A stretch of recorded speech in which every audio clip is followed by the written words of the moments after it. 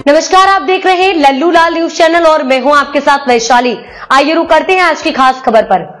कानूनी विकल्प तो खुला है, जेएमएम नेता ने केंद्र सरकार को क्यों दी सीधी सीधी चुनौती। झारखंड में चुनाव के बाद से ही जेएमएम राज्य के 1.36 लाख करोड़ रुपए की बकाया कोयला रॉयल्टी के मुद्दे पर केंद्र को घेर रही है। अब इस मामले में जेएमएम ने केंद्र सरकार को चेतावनी देते हुए कहा कि अगर उनका पैसा वापस नहीं दिया जाता है तो वे केंद्र के खिलाफ कानूनी कार्रवाई करेंगे। झारखंड विधानसभा चुनाव और इसके बाद भी 1,36,000 करोड़ का मामला चर्चा में है। सीएम हेमंत सोरेन ने शपथ ग्रहण के बाद ही केंद्र से मांग की थी कि राज्य का पैसा लौटा दिया जाए। उन्होंने इस दौरान ऐसा नहीं करने पर कानूनी कार्रवाई की बात कही थी। इस बीच जेएमएम नेता मनोज पांडे ने भी केंद्र से पैसे की मांग की है। उन्होंने कहा कि नहीं तो हमारे पास कानूनी विकल्प खुले हैं, हम उस दिशा में आगे बढ़ रहे हैं। जेएमएम नेता मनोज पांडे ने कहा कि हम कोई बहाना नहीं बना रहे हैं, हमें काम करने का जनादेश मिला है और हम वो करेंगे। कल सीएम ने अधिकारियों के साथ बैठक की और सभी को काम बांट दिया। लोगों को आने वाले समय में सुशासन दिखेगा। उन्होंने आगे कहा कि जो लोग दिल्ली में बैठे हैं, हम उनसे कहना चाहते हैं कि हमें हमारा 1,36,000 करोड़ दे दीजिए, नहीं तो हमारे पास कानूनी विकल्प खुले हैं, हम उस दिशा में आगे बढ़ रहे हैं। बकाया पैसे के लिए मनी सूट दायर कर सकती है सरकार। बीजेपी की तरफ से आरोप लगाया जाता है कि ये सारा पैसा कांग्रेस की सरकार के समय का है। उस समय राज्य सरकार ने पैसा केंद्र से क्यों नहीं लिया। इस पर मनोज पांडे ने कहा कि हमारा पैसा हमें लेना है, किसकी सरकार का कब का है इससे कोई मतलब नहीं। हमारा पैसा है और इसके लिए कोर्ट भी आदेश कर चुका है, हम अपना पैसा लेकर रहेंगे। ऐसा माना जा रहा है कि बकाया पैसे के लिए झारखंड सरकार आने वाले समय में मनी सूट तैयार कर सकती है। सोरेन ने बताया पूरा हिसाब किताब हेमंत सोरेन ने पिछले दिनों बकाये की डिटेल देते हुए बताया कि कुल बकाया राशि लगभग 1,36,42,000 करोड़ रुपए है। इसमें वर्स्ट कोयला रॉयल्टी के रूप में 2,900 करोड़ रुपए, पर्यावरण मंजूरी सीमा उल्लंघन के लिए 3,200 करोड़ रुपए, भूमि अधिग्रहण मुआवजे के रूप में 42,142 करोड़ रुपए शामिल है। इस पर सूद की रकम 60,000 करोड़ रुपए है।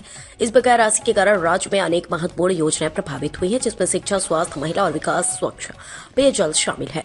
उन्होंने कहा बच्चों, बुजुर्ग, किसान, मजदूर, आदिवासी, दलित, अल्पसंख्यक, विस्थापित और समाज के अंतिम पायदान पर खड़े व्यक्तियों तक योजनाओं को लागू करने में कठिनाई हो रही है।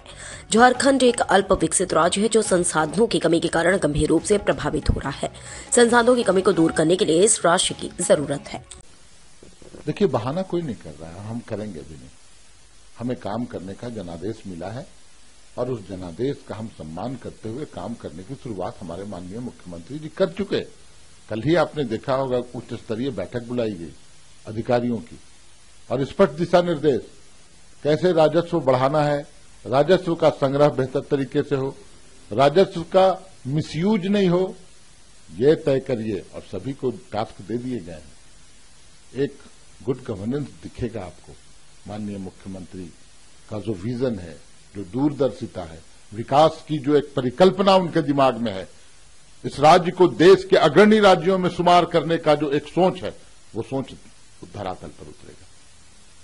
आप देखते जाइए, हम काम करने में विश्वास करते हैं, लेकिन दिल्ली में बैठे हुए हुक्मरान, उनको साथ ही ये भी मैं अनुरोध करना चाहूंगा कि लोकतांत्रिक परंपरा को बनाए रखें।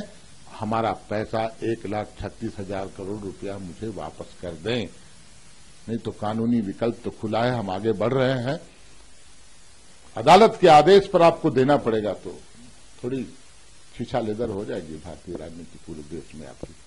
इसलिए हमें सहयोग करें, वो हमारा हक है, हमारा अधिकार है, वो पैसे हमें वापस करें। भारतीय जनता पार्टी की तरफ से आपकी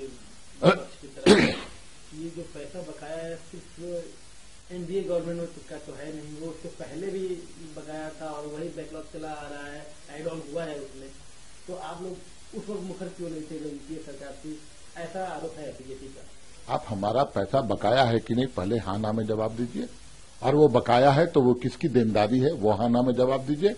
आप देंगे कि नहीं सो बताइए, किसके समय का बाकी है, किसके समय का क्या है, उसका हिसाब करना आपकी जिम्मेवारी है। आप केंद्र में 11 साल से बैठे हुए हैं, आपने दिया क्या, आपको देने का आपका कर्तव्य बनता है कि नहीं।